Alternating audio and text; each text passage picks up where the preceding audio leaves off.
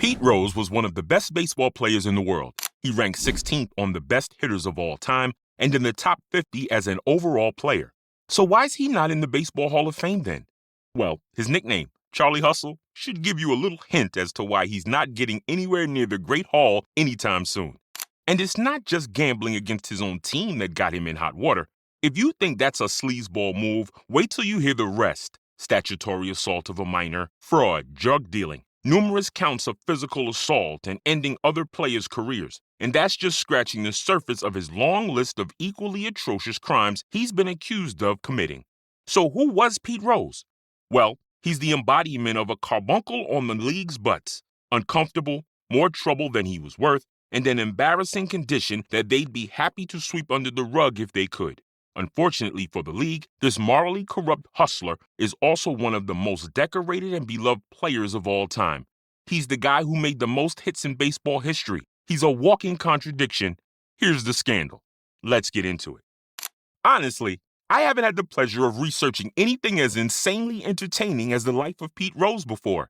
I mean, the sports world is full of outrageous scandals, but this guy takes the cake. Just stick with me here for a hot second. We're going to hop between court dates, allegations, and even a stint in the WWE's wrestling ring in just a second. But you know me. I need to take this from the top, especially in this case, because Pete wasn't the best player in high school, not by a long shot.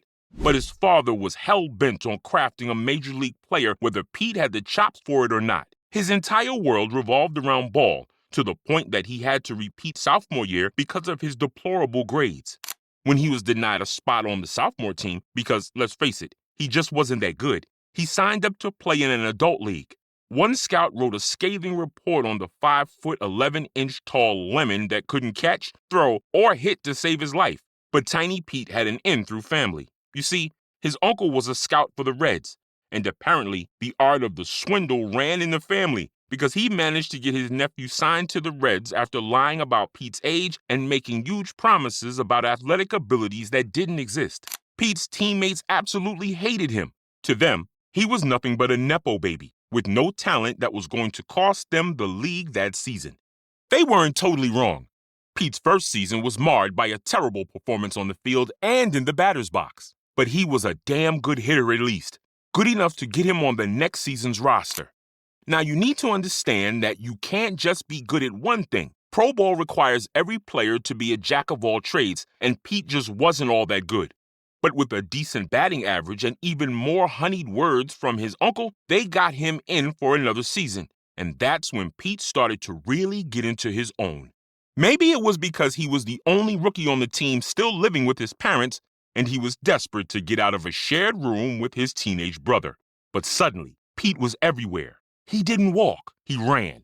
He didn't touch base, he invented the body slide. He didn't settle for just catching the ball. He hopped entire fences to mitt impossible hits. And he ran over fieldmen as he ran over the bases. The crowd loved this guy. He was like a jackrabbit on caffeine, and every time he came on the field, the game suddenly turned up to 11. It was the legend, Whitey Ford, that gave Pete the nickname Charlie Hustle, because Pete always milked every play for everything it was worth, and he took too many chances. Whitey meant for the nickname to be an insult, but that is what baseball's all about, isn't it? Play hard, play fast, and play every position like your life depends on it. Pete's passion is what gave him the edge. It's what eventually turned the rather stunted mid-level player into a bona fide superstar. And we have to remember that Pete started out at 19. He lied about his age. In '63, he was 22, and therefore at a much more appropriate age and physical development to play against the big leaguers. So apparently, Pete just needed a little time. His new stellar stats on the field and his obvious hard work didn't do much to redeem him with his teammates. To them, Pete was still a nepo baby who'd taken over the position of the second baseman, and they felt that he was an intruder in a position that he didn't deserve. But Pete took it in stride. He wore his new nickname as a badge of honor, even though it was given to him in an attempt to make fun of him. So he befriended the black players instead of wasting his time on people who hated him anyway. This was actually super controversial at the time. Pete shared hotel rooms with his black teammates without qualms while they traveled and had lunch with Frank Robinson often. The rest of the team actually scolded him for befriending the black boys, and I've got to give it to Pete here. Despite all his deplorable sins, his views on race was not one of those sins. For the time, he wasn't just progressive. He couldn't give less than two toots about how brown, white, or black you were. If you were there to play ball and you were willing to give him the time of day, then he treated you the same on the field, off the field, in public, and behind closed doors. And people noticed it. Pete was becoming legendary for his performances as well as his decency toward others. Is this one simple observation? In the whole history of Major League Baseball, only a handful of men have played the game with the passion of Pete Rose.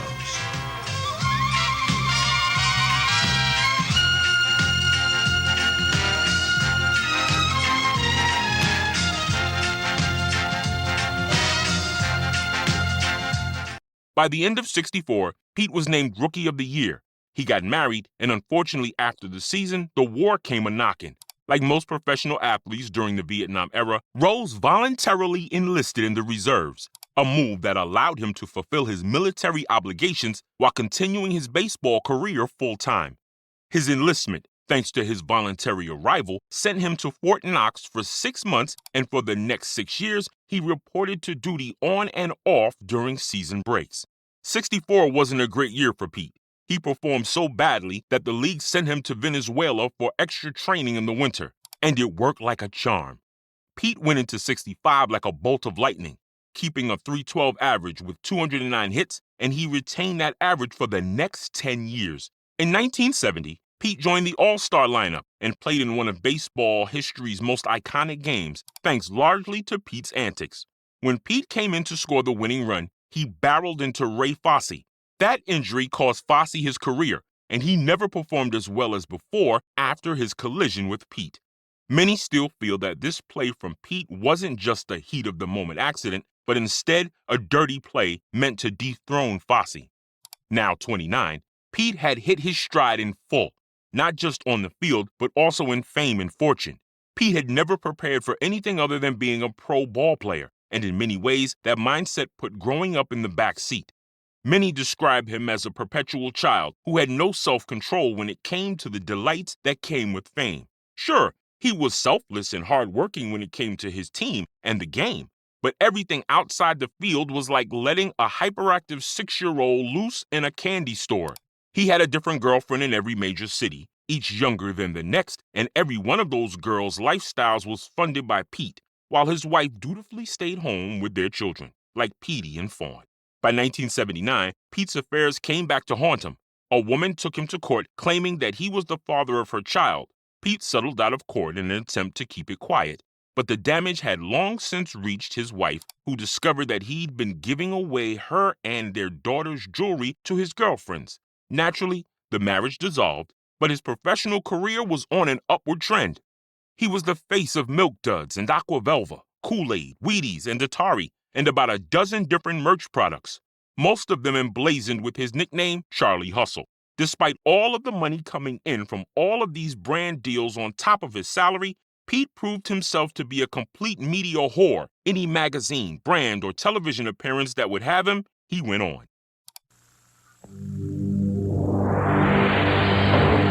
Hot kid, you're cool, so cool, you're hot. Hot kid, plays good, you're a real hot shot. Oh, yeah. Uh-oh. Huh?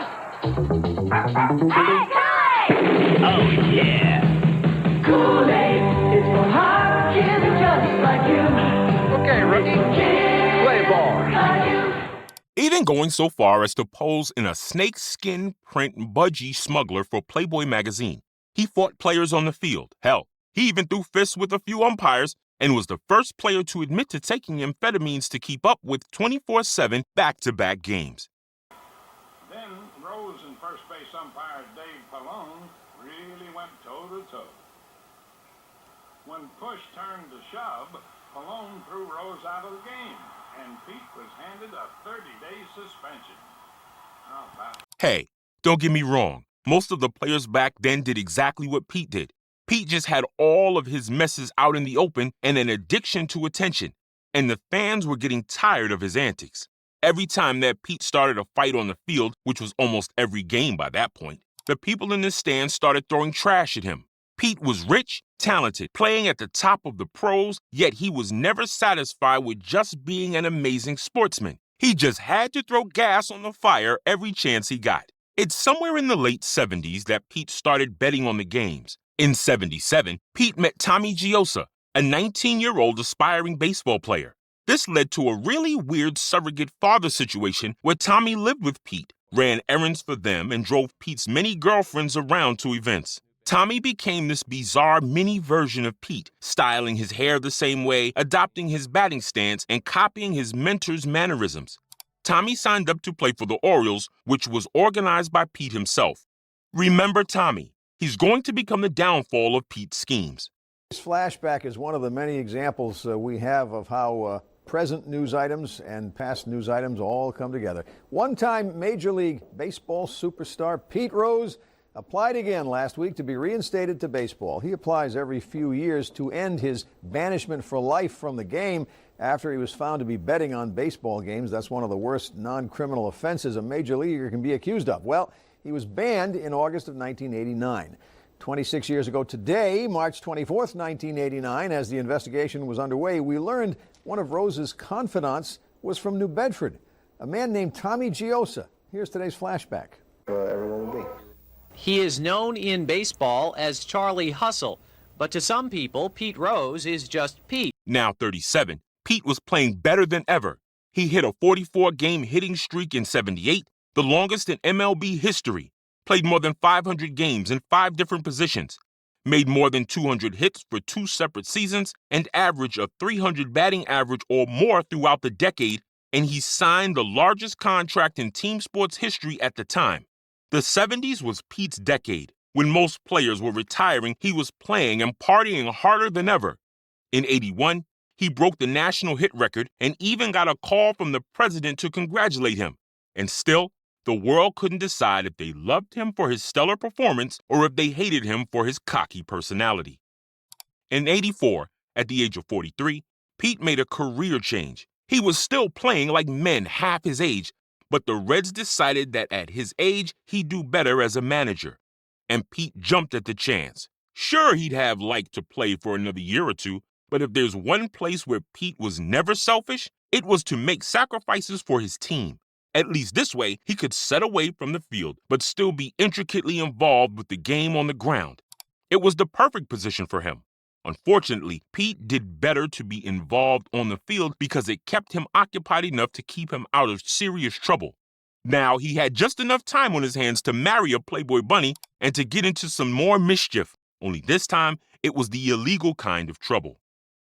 He gave up the manager's role to transition to Cincinnati in less than a year, which offered him a manager's role as well as an active playing position. Pete promptly upgraded himself to the first baseman in 85. This was such a huge overstep of power that Pete's behavior made the league write it into their rulebook that no man was allowed to manage and play at the same time ever again. It's not that he played badly, on the contrary. Pete dominated yet again. He even broke another record, hitting his 4,192nd career hit. Before he walked onto the pitch to take the record hit, he put on several undershirts that he then sold off to bidders after the game.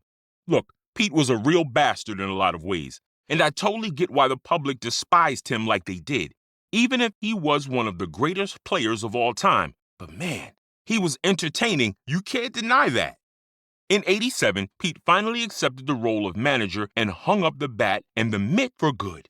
He was looking 50 in the eye, and he couldn't wring this rag out for any longer. But in 88, everything would come crashing down because Pete had been deeper into the dark side of the pitch than anyone realized. And it's all thanks to Tommy Giosa. Tommy got caught with cocaine in his car, and during that investigation, it came out that Tommy was doing a lot more than just driving drugs and girls across state lines. He was placing bets for Pete and hiding the money from the IRS. Pete denied ever betting on baseball, though he admitted to placing bets on football, basketball, and the ponies. But betting slips addressed to Pete Rose and a few loose-lipped bookies tore his lies to shreds. At one point, Pete was milking out $16,000 a day on bets against the Reds. the very team that he played for years and that he was managing at the time. He owed the various bookies he worked through a whopping $800,000. That's around $2 million in today's money. This investigation continued for another year and included the IRS, FBI, and the league themselves. So while they spent the year building the case, Pete continued managing the Reds. Until it was proven in a court of law that Pete was guilty, he couldn't exactly be fired. In '89, the heat was getting too much. Pete knew that the writing was against the wall for him, so he took the deal that the cops offered him. Call off any court dates and further investigations in exchange for willingly signing a document that would ban him from baseball for life. No more playing, no more managing, and no commentating. Pete was sure that the suspension would eventually be reversed once the heat died down, though. Only the commissioner, Fay Vincent, was hell-bent on burying Pete and his decades of staining the entire game's reputation with his shenanigans. Fay pushed for a vote that made all banned players ineligible for the Hall of Fame, citing that there should be a moral dimension to receiving honors. Fay made a good case, and his wishes came true when the vote came back in favor of banned players not getting into the Hall of Fame. Pete was shattered when he heard the news. This was his boyhood dream, after all. But the IRS wasn't done with Pete yet. They proved that he'd hidden the income from his endorsements and his ridiculously long list of products like candy bars, clothes, ashtrays, and cups. He used Tommy Giosa to cash in his horse racing winnings too. And to drive this nail of sleazy business down even more, it was unearthed that Pete forged other players' signatures on baseballs and shirts and sold those on the side to collectors and fans. Pete got 5 months in jail, but Tommy got 5 years because of the drug trafficking charges. Oh, but it gets worse. Turns out that old Charlie Hustle filled his bats with cork to improve his hits, a highly illegal move. Several of his old bats were found with cork in them, and a groundskeeper came out admitting to helping Pete smuggle the tampered bats into the stadium before games. There's also a lot of circumstantial evidence pointing to that cocaine found in Tommy's car being more nefarious than just a bit of blow for a weekend party. Tommy claimed that it was part of a larger plan to open a drug ring around major stadiums to sell drugs at a large scale. But the heat from the FBI and the IRS got so hot that Pete retracted this new venture before it really hit off. Tommy wasn't the only one who came out with these claims. Quite a few people in the baseball world have added to that, claiming that Pete approached them about going into business with him. Look, all of these claims are just that, claims. The drug ring can't be proven, but after all the trouble with the betting, the IRS, corking, and forging other players' signatures, his career was over. But Pete wasn't done satiating the tabloids. He headed over to the WWE and became the Federation's running gag in the late 90s and early 2000s. He became a baseball analyst for a while and even had a short reality TV show that mostly revolved around his new wife's breast reduction surgery and his continuous griping about not being allowed in the Hall of Fame. In 2016, he was taken to court on charges of statutory rape. The woman in question claimed that he'd had a relationship with her when she was 14 and 15 years old, and Pete was in his 30s. Pete admitted to the relationship but claimed that she lied about her age. He wasn't aware of any wrongdoing, since the age of consent at the time was 16. The case was settled out of court, but it doesn't change the fact that this was just another example of Pete's affinity for sleazy behavior. Even after all of this, he's still on baseball cards and in various museums, and there's no question about his greatness on the field no matter who you ask. Pete died in his Las Vegas home in 2024 at the ripe old age of 83 due to a cardiac-related illness. A lot of people in the industry, not to mention a slew of fans, are still fighting to have him featured in the Great Hall of Fame. But the rules are clear. Pete is ineligible because he received a lifetime ban, and that's not going to change anytime soon. Hate me if you want, but I agree with the rules. Yes, Pete was great, one of the GOATs. No one can deny that. But talent and records shouldn't trump an athlete's moral corruptness, even if you want to argue that tax evasion, forgery, and statutory rape are private matters. You cannot overlook the fact that he cheated by tampering with his bats.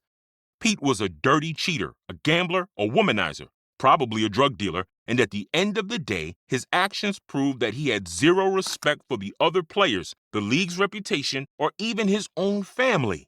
At least he made up for his lack of spine by giving us decades worth of outrageously entertaining tomfoolery for the camera. That's for sure. What do you think?